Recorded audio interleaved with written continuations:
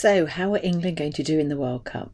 If you've been around England teams for any time at all, you'll know that there are two very different answers to that question: the sensible answer and the England fan answer. But here's the thing: England really do have a chance this year. In fact, England have quietly become one of the more consistent tournament teams in the world. Since 2018, they've reached a World Cup semi-final, a World Cup quarter-final and two European Championship finals. That's not a team making up the numbers, that's a team that regularly gets itself into the latter stages of major tournaments. And look at the players they've got. Harry Kane remains one of the most reliable goal scorers on the planet. Jude Bellingham is one of the brightest young talents in world football. Add in players like Bukayo Saka, Phil Foden and Declan Rice, and there's real quality all over the pitch. These are names that it's worth remembering for when you watch England play. Then there's something new: Thomas Tuchel. England haven't hired him because they fancied a change. They hired him because he's a proven winner who's managed some of Europe's biggest clubs and won the Champions League. His job is to take a very talented England squad and find a way to get them over the line. The trouble is, talent alone doesn't win World Cups. If it did, England would have won a lot more. So how are they going to do?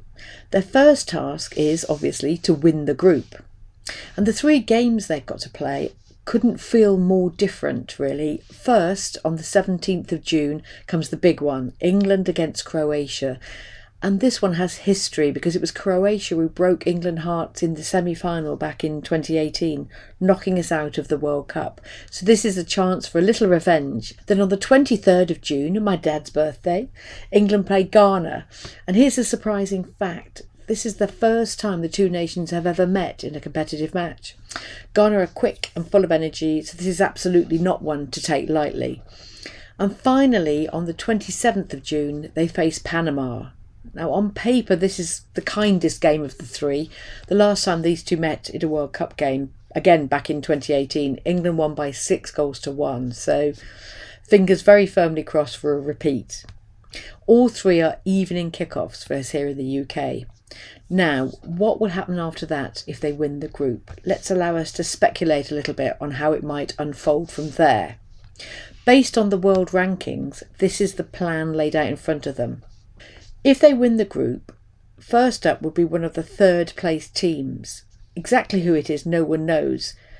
But then after that, most likely the hosts Mexico. And then projections turn a little bit frightening, because after that it would be Brazil in the quarter-final, then Argentina and a first ever meeting with Lionel Messi in the semi-final, and then, if the dream holds, Spain or France waiting in the final.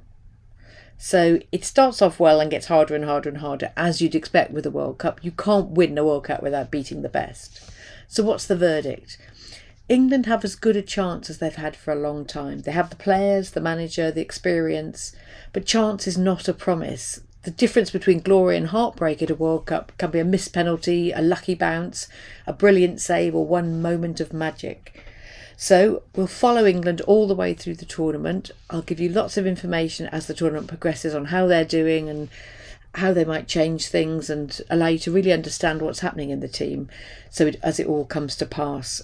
So the question everyone's asking is whether they've got the nerve, whether they can turn the skills they have into success on the pitch. We'll go on the journey with them, and I'll report back at every stage.